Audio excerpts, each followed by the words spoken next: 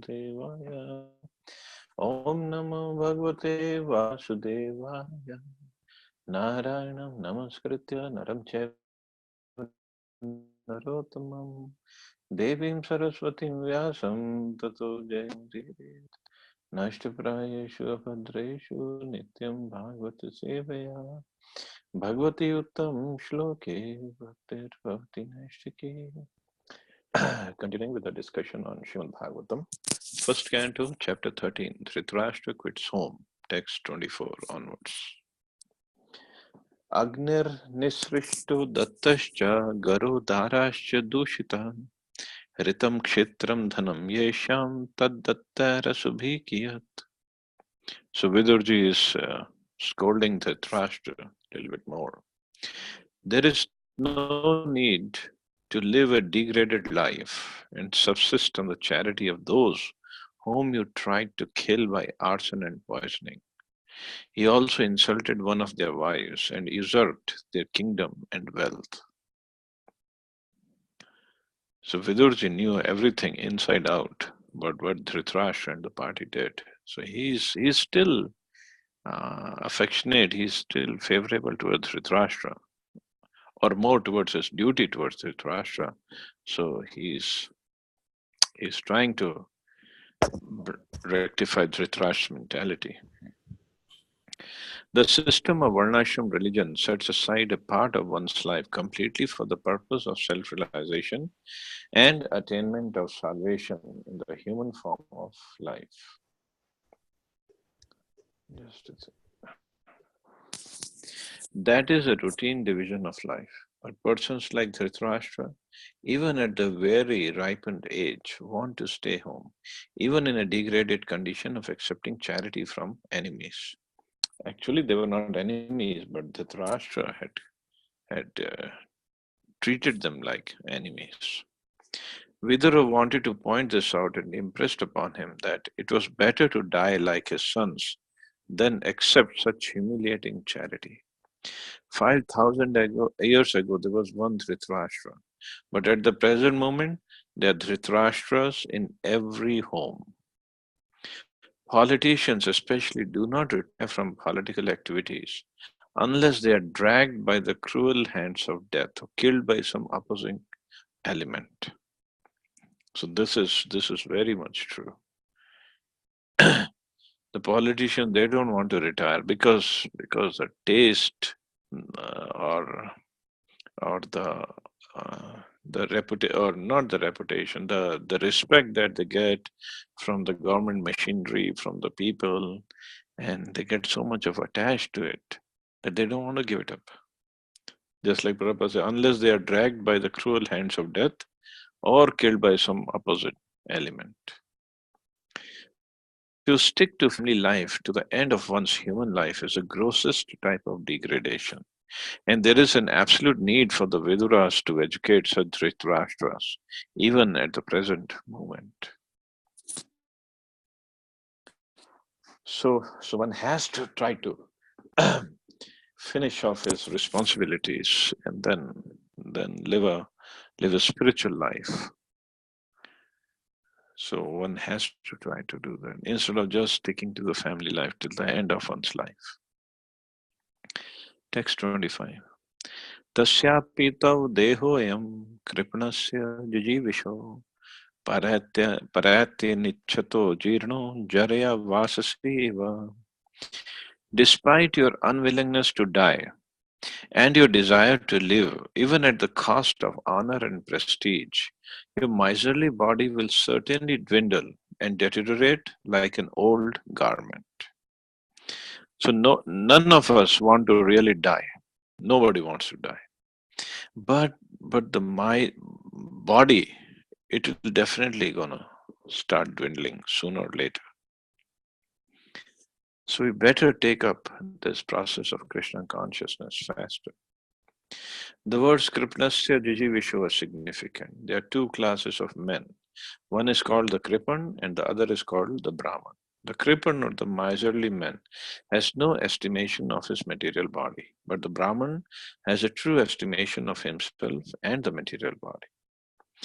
The Kripan, having a wrong estimation of his material body, wants to enjoy sense gratification with his utmost strength, and even in old age, he wants to become a young man by medical treatment or otherwise. Dhritarashtra is addressed herein as Kripan because, without any estimation of his material body, he wants to live at any cost. But it's not possible. Nobody can live forever. So this is what Vidurji has gone there to remind him. Vidura is trying to open his eyes to see that he cannot live more than his term and that he must prepare for death. Since death is inevitable, why should he accept such a humiliating position for living? It's better to take the right path even at the risk of death. Death is going to come for sure anyway. Who can stop it? Human life is meant for finishing all kinds of miseries of material existence, and life should be so regulated that one can achieve the desired goal. Dhritarashtra, due to his wrong conception of life, had already spoiled 80% of his achieved energy, so it behooved him to utilize the remaining days of his miserly life for the ultimate good. But like Prabhupada said in the last purport, even in this day and age, every house has a Dhritarashtra. Means maybe not so cruel as Dhritarashtra, not so politically motivated, but still they want to live at the home at the in a comfortable situation. Whatever the situation is at home, they don't want to leave home. They don't want to get out and dedicate whatever the life is left in the service of God, or at least for their own self realization. Because they haven't had the training in the young age, so it's very difficult to take it up.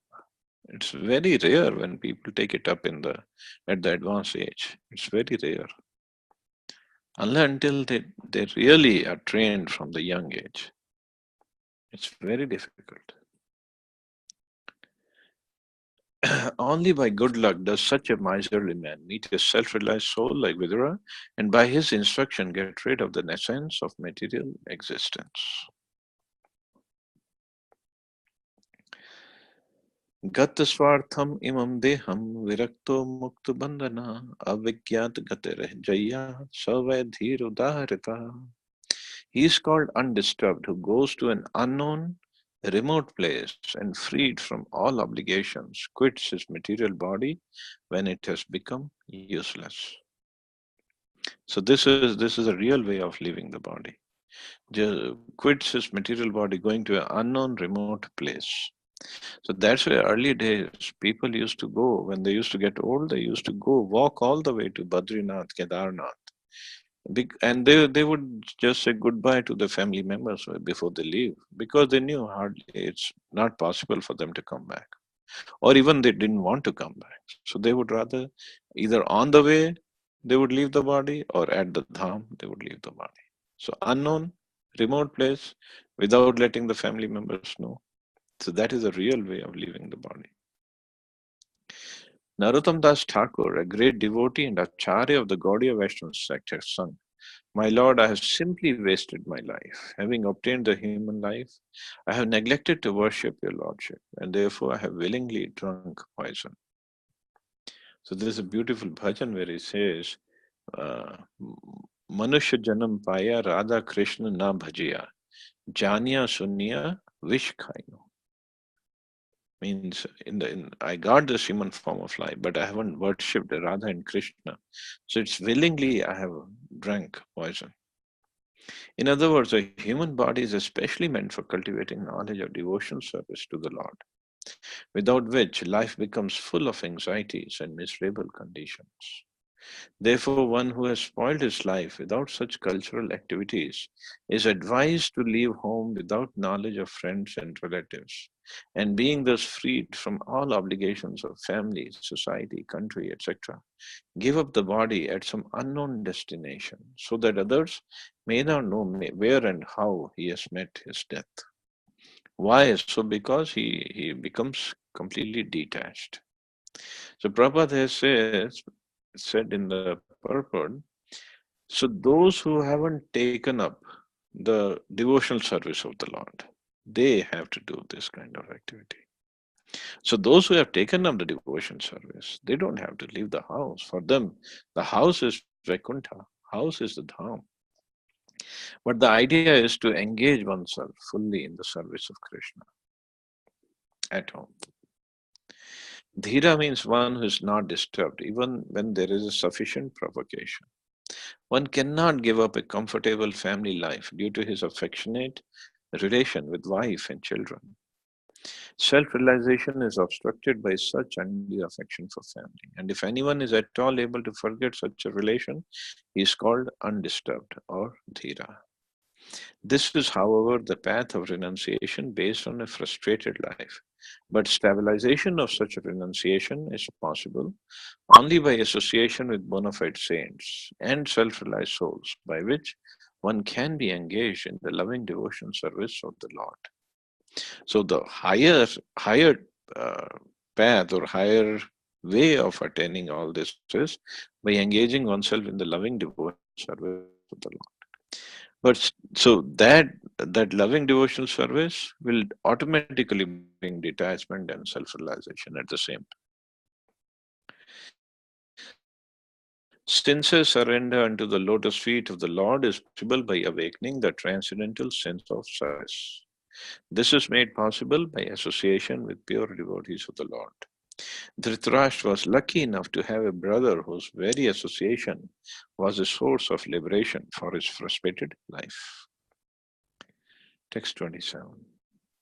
Yasvakat parato veha jahata nirvedatmavan hridhi kritva harim gehat pravejatsa narotamaha. He is certainly a first class man who awakens and understands either by himself or from others the falsity and misery of this material world, and thus leaves home and depends fully on the personality of Godhead residing within his heart. So, Srimad Bhagavatam, um, basically in this, everybody who had achieved self-realization or who wanted to achieve self-realization, basically everybody left home, even till the end of Bhagavatam.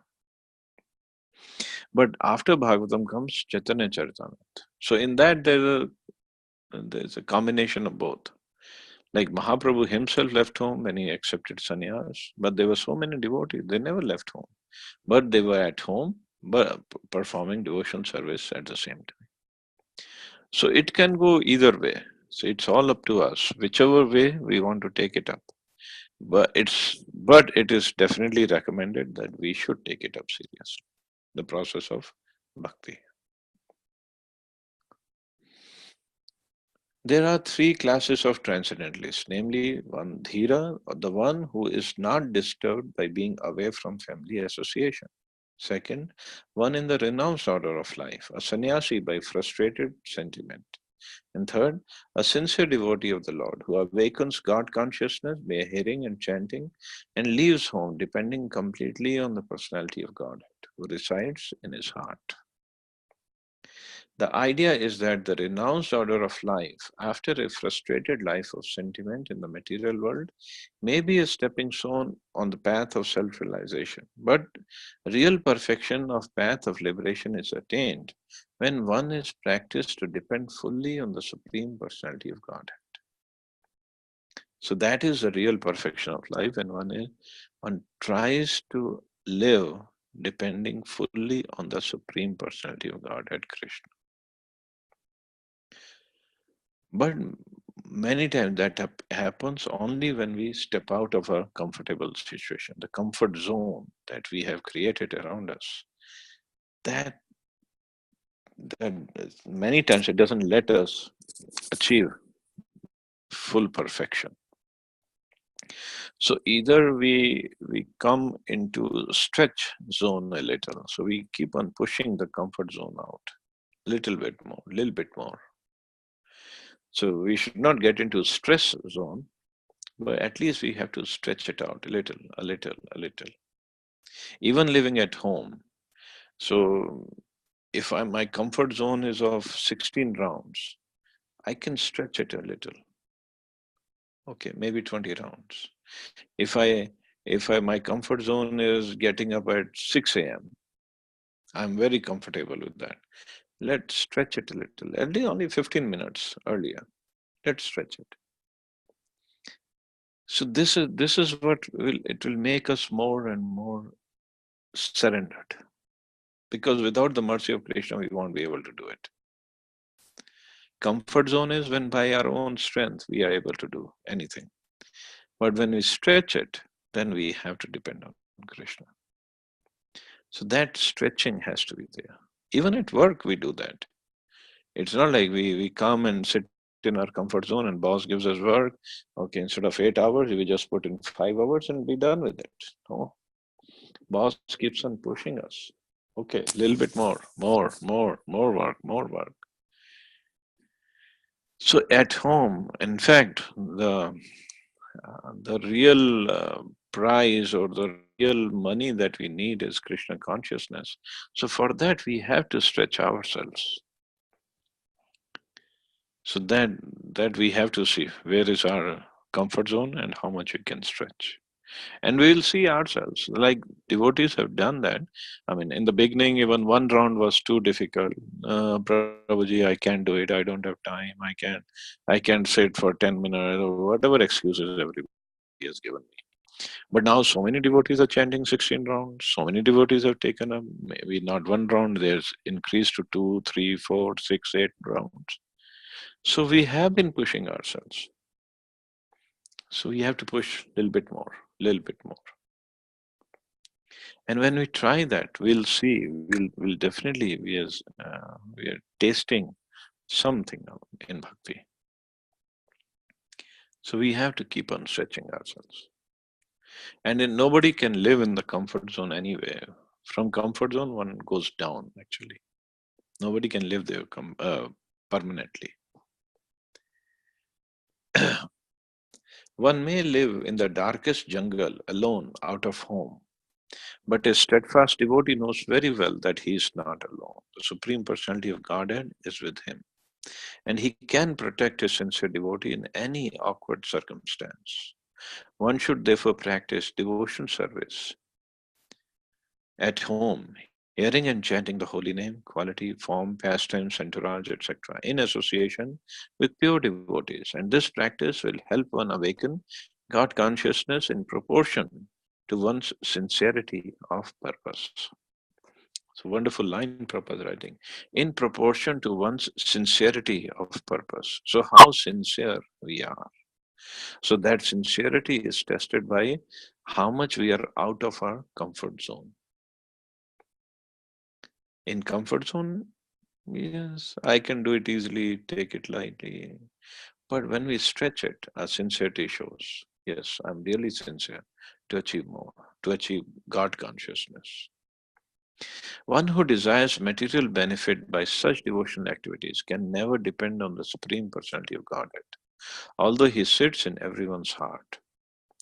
Nor does the Lord give any direction to persons who worship him for material gain.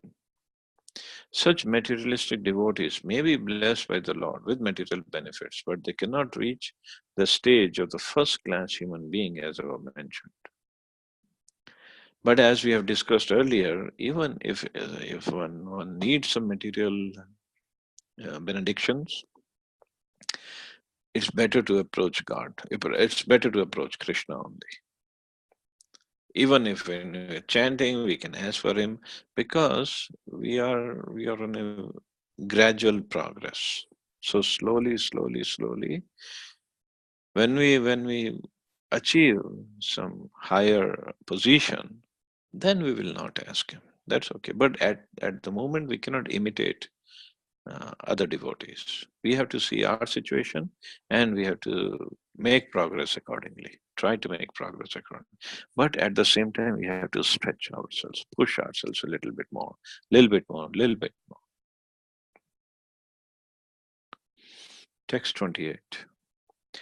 अथोदीचिं दिशं यातु स्वैरज्ञात् गतिर्भवान् इतो अर्वाक् प्रायश कालः पुंसां गुण विकर्षणः.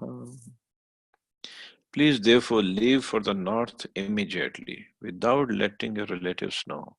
For soon that time will approach which will diminish the good qualities of men. Means Vidurji knew Kali Yuga is fast approaching. So he's asking Dhritarashtra to leave the home immediately, without telling anybody. One can compensate for a life frustration by becoming a dhira or leaving home for good without communicating with relatives. And Vidura advised his elder brother to adopt this way without delay because very quickly the age of Kali was approaching. A conditioned soul is already degraded by the material association. Still in the Kali Yuga, the good qualities of a man will deteriorate to the lowest standard. He was advised to leave home before Kali Yuga approached because the atmosphere which was created by Vidura, his valuable instructions on the facts of life, would fade away due to the influence of the age which was fast approaching. So Kali Yuga diminishes everything. All the good qualities are gone, except only one good quality in this Kali Yuga. Only by chanting the holy names, one can attain the highest perfection.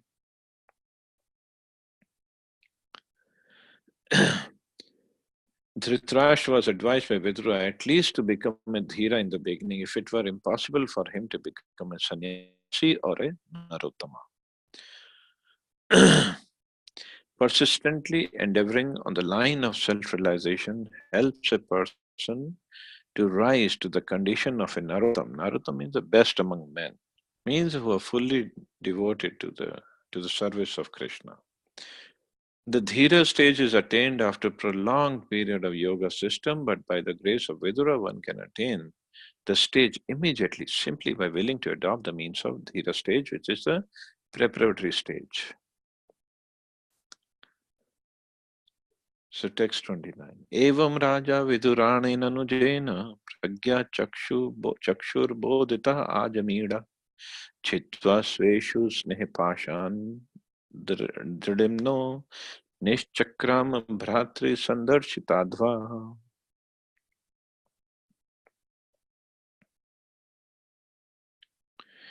Thus Maharaj Dhritarashtra, the scion of the family of Ajamida, firmly convinced by introspective knowledge, Pragya, broke at once the strong network of familial affection by his resolute determination.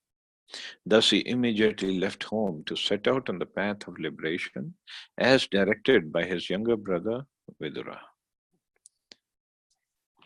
So Dhritarashtra took this message really seriously and he left, at once he left. Lord Sri Chaitanya Mahaprabhu, the great preacher of the principles of Srimad Bhagavatam, has stressed the importance of association with sadhus, pure devotees of the Lord.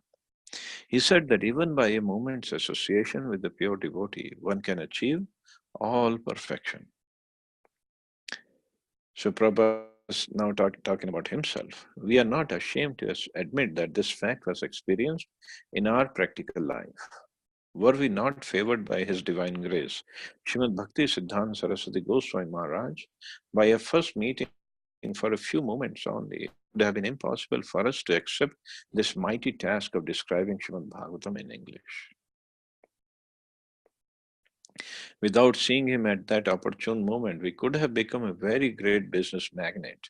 But never would we have been able to walk the path of liberation and be engaged in the factual service of the Lord under instructions of His divine grace. And Prabhupada saying, if I had not met him, I could have become a very big business magnate, business tycoon.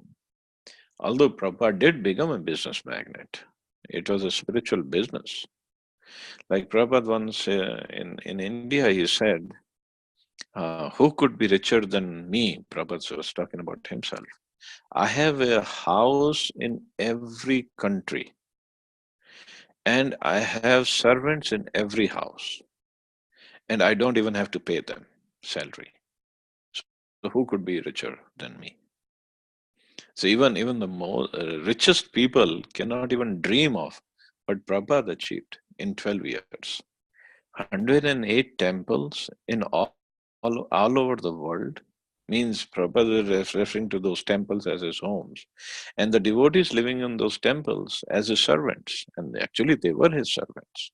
And Prabhupada didn't even have to pay them. They were collecting money and running the temples and giving to Prabhupada to do his further expansion of the movement. And Prabhupada did say, who could be richer than me?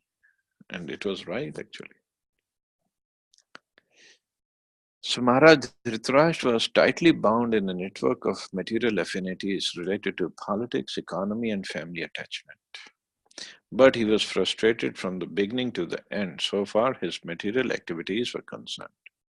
And yet, despite his life of failure, he achieved the greatest of all success in self-realization by the forceful instructions of a pure devotee of the Lord, who is a typical emblem of a sadhu.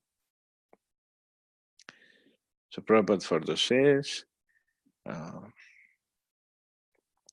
the absolute truth, which is compared to the sky, remains eternally, and the temporary cloud-like illusions comes and goes away. Foolish living beings are attracted by the temporary cloud, but intelligent men are more concerned with the eternal sky with all its variegatedness.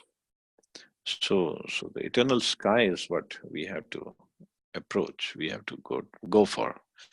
Sometimes the clouds are there and we get attracted or enamored by the clouds. Clouds means different kind of illusions, Krishna says. But our goal should be the spiritual sky or the supreme personality of Godhead, nothing else. So I'll stop here. See anybody has any questions or comments?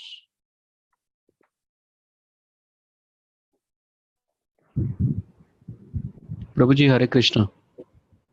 Hare Krishna. So it's a comment actually. So the comment is like when you say the liberation is only in the form of in Kali Yuga to keep chanting, do kirtan, bhajan and all, and that's how you can overcome this bhavasagar. Similar approach, similar thing was also told in Ramcharitmanas on the 7th Kand of, which is Uttarkand, when Kakbhushundi ji is preaching to Garunji and telling that there are so many unethic karma will happen in Kali Yuga, but the simplest form to overcome everything and be Krishna consciousness or Sri Ram consciousness is to do this chanting, kirtan, bhajan, and that's the only way. Yep, and that's right. Because Ramcharitmanas was composed in Kali Yuga, so Tulsidas ji knew what's dharma for Kali Yuga. So thank you for pointing it out. Thank you, Prabhuji. Any other question or comment?